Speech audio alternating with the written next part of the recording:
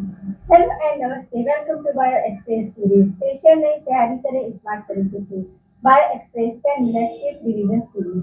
आज की सीरीज के अकॉर्डिंग हम टॉपिक लेकर आए हैं एंडोकार्डियोग्राफी यानी कि ईसीजी।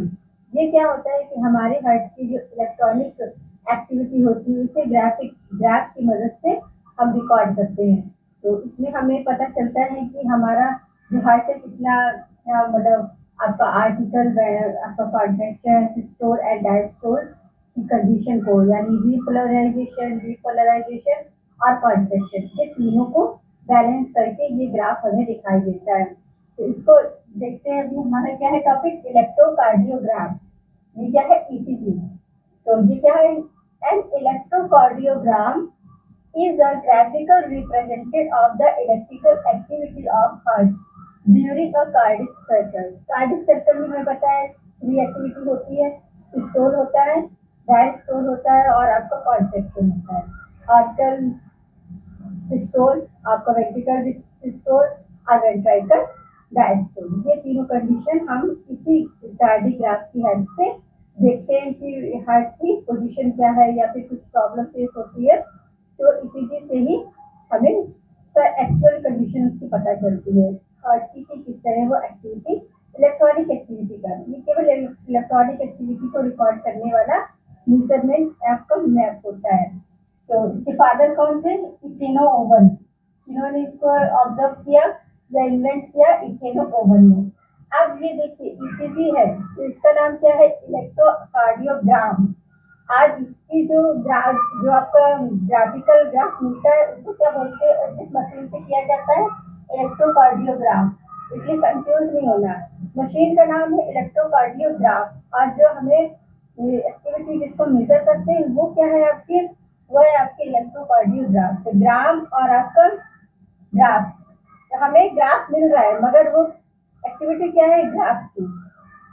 और ग्राफ मशीन का नाम है। तो कभी कभी उल्टा होता है क्योंकि हम क्या ग्राफिक पोजीशन देखते हैं तो बच्चों को कंफ्यूज हो जाता है। ईसीजी का फुल फॉर्म पूछा जाता है तो वहां पर क्या कर देते हैं? इलेक्ट्रोकार्डिक ग्राम कर देते हैं, जबकि ग्राफ क्या है? आपका मशीन है जिससे ईसीजी निकाला जाता है। तो ये थोड़ा सा कंफ्यूजन है जो आप हमेशा के लिए अपने दिमाग में फिट करके रखेंगे। ग्राफ जो है वो मशीन है और ग्राम जो है वो हमारा ग्राफिकल मैप जो हमें मिलता है। इसमें हमें तीन तरीके के वेव्स देखने को मिलती है क्योंकि ये इलेक्ट्रॉनिक एक्टिविटी है तो वेव्स ही देखने को मिलेगा। जहाँ पर आपका इलेक्ट्रिक पावर इंक्रीज हो जाता है या फिर इन्वॉल्व हो जाता है वहाँ पर वेव्स दिखती है। तो यहाँ थ्री टाइप ऑफ वेव्स हमें दिखती है, पी वेव्स, क्यू वेव्स और पी वेव आर और टी। ये होती है आपका P wave, Q R S wave और टी वेव। और कुछ इस तरह का ग्राफ हमें देखने को मिलता है जब हम उस मशीन में देखते हैं। इससे जब होता है तो इस तरह का ग्राफ देखने को मिलता है। ये देखो ये आपका कुछ वर्टिकल स्टेप में क्या है? ये पी वेव है। और जो आपका क्यू आर एस जो होता है वो एक वर्टिकल फॉर्म होता है जिसमें तीनों के पॉइंट, अब ये पॉइंट है इसका, ये जस्ट नीचे आया तो ये क्या है? क्यू है। अब ये ऊपर जाएगा फिर वापस नीचे आएगा। ये क्यू पोजीशन है, इसकी पोजीशन बता रहा है क्यू पोजीशन। और जो ऊपर गया ये आर है, फिर वापस से नीचे आता है तो ये एस है। तो क्यू आर एस जो है वो एक ही पॉइंट से अप एंड डाउन की पोजीशन को रिप्रेजेंट करती है। अब रहता है आपका टी। तो टी क्या होता है? जस्ट इसके जैसे ही आपका एस पॉइंट आएगा उसके पास जो वर्टिकल आएगा वो आपका टी रेट को शो करेगा। तो आप देखते हैं हम की जो पी वेव है ये क्या डिनोट कर रही है? ये डिनोट कर रहा है आपका आरिकल सिस्टोल। अब आरिकल सिस्टोल को हम डीपोलराइजेशन भी कहते हैं। क्या कहते हैं? डीपोलराइजेशन ऑफ आर्टिया भी कहते हैं। अब क्यू आर एस वेव जो है वो क्या डिनोट करती है? वो करती है वेंट्राइकल कॉन्ट्रैक्शन, वेंट्राइकल कॉन्ट्रैक्शन या वेंट्राइकल सिस्टोल। अब आपका ऑरिकल सिस्टोल में क्या होता है कि आपकी बाइकैप्सिक और ट्राइकैप्सिक ये वॉल्व क्या होती है? ये देखिए ये पोजीशन है हमारे हार्ट के। मैं यहाँ फिगर बना देती हूँ ताकि आप लोगों को कोई भी कंफ्यूजन बचा ना। इस तरह का हमारे हार्ट का कोई पोजीशन होता है ये आपका। अब यहाँ पर क्या है आपका ऑरिकल वाला जो है सिस्टोल, इसमें क्या है? यहाँ पर जो आपका राइट ऑरिकल है यहाँ पर ट्राइकैप्सिक स्ट्रक्चर मिलता है और आपका लेफ्ट ऑरिकल में क्या होता है? बाइकैप्सिक। तो ये दोनों ही ओपन होते हैं। क्यों? क्योंकि ब्लड को ऑरिकल से वेंट्राइकल में आना होता है, और एक्टिविटी क्या होती है हमारी, ऑरिकल सिस्टोल या डीपोलराइजेशन।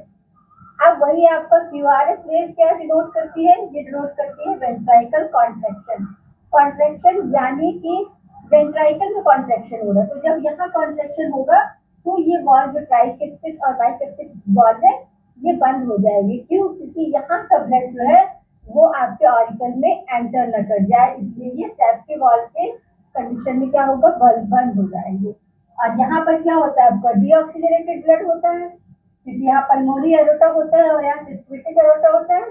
पल्मोनरी एरोटा में जो है आपकी पल्मोनरी वेन सबसे लार्जेस्ट वेन होती है, और सिस्टमेटिक एरोटा ये क्या होती है, ये भी सबसे लार्जेस्ट होती है।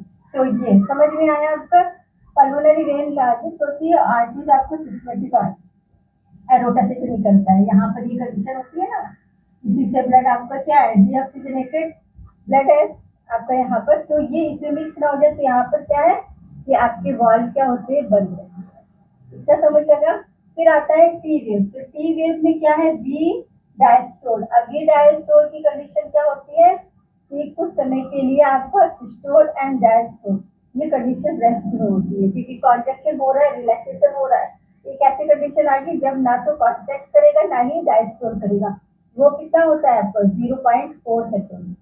पता है आपको, एक हार्ट बीट और दूसरे हार्ट बीट के बीच के टाइम ड्यूरेशन को हम कार्डिक साइकिल बोलते हैं। अब इसी कार्डिक साइकिल को मेजर करने के लिए हम ईसीजी को यूज करते हैं। ईसीजी ये एक्टिविटी को क्या बोलते हैं, इलेक्ट्रोकार्डियोग्राम बोलते हैं, और जिस मशीन से होता है उस मशीन को क्या बोलते हैं, इलेक्ट्रोकार्डियोग्राफ बोलते हैं। याद रखना कि हमें ग्राफिक स्ट्रक्चर मिलता है वो ईसीजी की एक्टिविटी से, और जो मशीन यूज होती है वो इलेक्ट्रोकार्डियोग्राफ होता है। तो यहाँ समझ आया कि आपका किस तरह ईसीजी की एक्टिविटी होती है, और किस तरह आपका ईसीजी ग्राफ क्या है, आपका हार्ट का इलेक्ट्रॉनिक एक्टिविटी, जो वो इलेक्ट्रिक एक्टिविटी को परफॉर्म करते हैं, उसमें आपका कॉन्ट्रैक्शन और रिलैक्सेशन की कार्डिक साइकिल को एक्सप्लेन करता है ये ग्राफ। अब इसमें देखिए कुछ एबनॉर्मलिटी हो जाती है, जिससे कुछ इससे देखने को मिलती है। तो क्या है आपका पी जो है, पी वेव हमेशा इस तरह होता है। अगर ये क्या हो जाए, इन्वर्टेड हो जाए, यानी कि अपर की जगह ये नीचे की तरफ चला जाए, इस तरह आपको दिखे, तो ये क्या हो जाएगा, ये आपका डिफेक्ट किसमें, आपका ऐसे नोड में। अब ऐसे नोड की पोजीशन तो पता है ना कहाँ है आपकी, ऐसे नोड की पोजीशन आपकी क्या है, राइट ऑरिकल में। नोट याद है ना, ये आपका रहता है यहाँ पर, आपका नोट रहता है ये, और इसके राइट कॉर्नर में अपर ये पोजीशन होती है ऐसे नोट, ऐसे की जस्ट नीचे यहाँ पर एडी नोट होता है। तो ये एब्नॉर्मलिटी हो जाती है कि मतलब आपका जो पी है वो क्या हो जाता है, इन्वर्टेड हो जाता है। और दूसरा होता है इनलार्ज क्यू, ये जो क्यू की पोजीशन है ये क्या होती है, ये आपका है, बट ये क्या हो जाता है, इनलार्ज हो जाता है, जो अपनी लिमिट से ज्यादा बड़ा हो जाता है। तब यहाँ पर क्या होता है, हार्ट अटैक की कंडीशन देखने को मिलती है। हार्ट अटैक को अदर नेम क्या है आपका, मायोकार्डिया इंफेक्शन। क्या है, मायोकार्डिया इंफेक्शन। कहीं कहीं आपको एमआई का फुल फॉर्म भी पूछ सकते हैं, तो आपको याद रखना है एमआई क्या है, हार्ट अटैक है, और क्या है, मायोकार्डियल इंफेक्शन। इंफेक्शन, ठीक है। अब ये हो गया। अब ये तो हमारा इलेक्ट्रो स्टडी के ग्राफ से रिलेटेड कंसेप्ट हो गया कि हमारी वेव्स होती है। अब वेव्स भी क्या शो करती है, आपका डायस्टोल, सिस्टोल और कॉन्ट्रैक्शन, ये तीनों की कंडीशन को शो करती है। उसी में हमें ग्राफिकल ग्राफ मिलता है, किससे मिलता है, इलेक्ट्रोकार्डिक ग्राफ मशीन से। अब आता है आपका factor affecting of heart rate.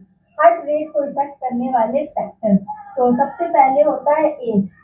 As क्या होता है, proportionally heart beat, heart rate. तो जैसे जैसे हम ओल्ड एज को रनिंग होंगे तो हमारी हार्ट रेट क्या होगी, क्या हो जाती है, 100 बीपीए हो जाता है, कम होता जाता है, ज्यादा होता जाता है। अब देखिए फीटस, ये क्या है, एम्ब्रायनिक कंडीशन में फीटस में क्या होता है, 150 बीपी, इतना रहता है, 150 रहता है जब एम्ब्रायनिक कंडीशन में आपका बेबी रहता है। फिर इसका न्यूनेटस यानी कि बॉर्न बेबी, तो इसका 120 हो जाता है।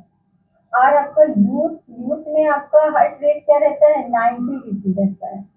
और आपका एडल्ट में क्या होता है, 70 to 80। और वहीं आपकी जब ओल्ड एज होती है तो यही 70-80 कितना हो जाता है, 100 के एवं पहुंच जाता है। दूसरा फैक्टर होता है body size. Body size proportionally heart rate, यानी कि जितना बॉडी शेप बड़ा होगा उतना ही हार्ट रेट कम होगा। फॉर एग्जाम्पल हाथी, एलिफेंट, एलिफेंट का जो हार्ट रेट होता है वो काफी कम होता है, 10 या 20 रहता है। वहीं आपका माउस वगैरह का देखो तो उसका क्या रहेगा, 40-60 रहता है। तो जो बॉडी साइज से ज्यादा बड़ा है तो हार्ट रेट कम रहेगा, बॉडी साइज स्मॉल है तो हार्ट रेट बड़ा रहेगा।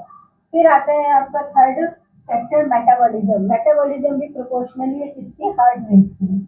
और टेम्परेचर, ये भी आपका क्या है, टेम्परेचर बढ़ेगा तो हार्ट रेट भी आपका क्या होगा, इंक्रीज होगा।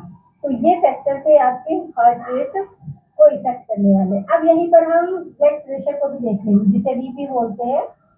तो ये इसको किससे मेजर करते हैं, बीपी को करते हैं स्टेनगो मैनोमीटर। स्टेनगो मैनोमीटर वो यहाँ बांधते हैं, आपकी पंप करते हैं। तो ये इसका क्या होता है, मेजरिंग टूल्स होता है। तो फर्स्ट बीपी मेजर किसने किया था, स्टेफन हेयर्स ने किया था, किसपे, हॉर्स ने किया था। तो सबसे पहले बीपी को मेजर साइंटिस्टों ने किसपे किया है, एनिमल्स पे किया है, वो भी हॉर्स पे। बीपी क्या है, एक तरह से आपका प्रेशर ऑफ ऑर्बिटल्स, ऑर्बिटल का प्रेशर क्या है, क्योंकि प्रेशर ही आपका क्या होता है, क्रिएट होता है, तभी हमारी बीपी जो होता है, आपका ब्लड प्रेशर जो होता है हाई एंड लो होता है। तो blood pressure is equal to systole and diastole. Systole and diastole यानी कि कॉन्ट्रैक्शन और रिलैक्सेशन। तो एबी नोड बंद रहेगा, एबी नोड ओपन रहेगा। तो ये क्या होता है, आपको systole pressure upon diastole pressure. तो systole pressure normally 120 mm Hg, Hg यानी कि इनका यूनिट है। और आपका डायस्टोल प्रेशर 80 होता है। अब क्या हुआ कि ये ड्यूरिंग वेंट्राइकल सिस्टोल, क्या होता है कि सिस्टोलिक प्रेशर कब क्रिएट होता है, जब हमारा वेंट्राइकल सिस्टोल की एक्टिविटी होती है। वहीं पर आपका डायस्टोल प्रेशर कब क्रिएट होगा, ये 80 से कब तक जाता है, ये होता है जब वेंट्राइकल डायस्टोल होता है। डायस्टोल में क्या है, नोड्स रिलैक्स फॉर्म होते हैं, बंद रहते हैं। अब इसके बाद यहीं पर आपका कंसेप्ट आता है पल्स प्रेशर, क्योंकि बीपी ये हो गया। अब पल्स प्रेशर, पल्स प्रेशर क्या है कि आपका सिस्टोल प्रेशर और डायस्टोल प्रेशर इसी को माइनस कर देते हैं। तो सिस्टोल प्रेशर आपका 120 था और डायस्टोल प्रेशर क्या था, 80। तो हमारा 40 एमएम एचजी समथिंग क्या होता है, पल्स प्रेशर होता है। अब हाइपरटेंशन, हाइपरटेंशन हमारा नॉर्मली जो होता है वो 130/95 होता है, बट इसी को हमारी एनसीईआरटी क्या बोलती है, 140/90। यानी कि एनसीईआरटी में आपका 5 डायस्टोल प्रेशर लेस है और आपका 10 क्या है, स्टोल प्रेशर को इंक्रीज रेशियो में दिखाया गया है। अब आपसे रेशियो पूछा जाता है आपका किसका, पल्स प्रेशर का और डायस्टोल प्रेशर और सिस्टोल प्रेशर का। तो अगर पल्स प्रेशर आपको 40 है, क्योंकि हमने 120 माइनस 50 किया है, तो ये क्या हो गया 40, और डायस्टोल प्रेशर 80 होता है, और आपका सिस्टोल प्रेशर क्या है 120। तो इनका रेशियो क्या आया, 1:2, 2:3। तो ये आपका क्या होता है कि आपका पल्स प्रेशर और सिस्टोल प्रेशर और डायस्टोल प्रेशर का रेशियो होता है, जो नॉर्मली हमें 1:3 के रेशियो में, जिस तरह हम आपका बायोमोलिक्यूल्स को कार्बोहाइड्रेट पढ़ते हैं, कार्बन, हाइड्रोजन और ऑक्सीजन, तो उसमें 1:3 का ही रहता है। ऐसे ही आपको ये याद रखना है, उधर 1:1 होता है और यहाँ पर 1:3 होता है। आप एक दूसरे से रिलेट करके रखोगे तो कंसेप्ट आपको ज्यादा टाइम तक और बेटर वे में लर्न कर सकते हैं। तो ये था हमारे ईसीजी से लेके रिलेटेड आपके कंसेप्ट। उम्मीद करते हैं कि आप अंडरस्टैंड हुए होंगे। तो बने रहिए हमारे साथ सीरीज में। इसी तरह मिलते हैं नए पार्ट में एक नए कंसेप्ट को लेके, एक नए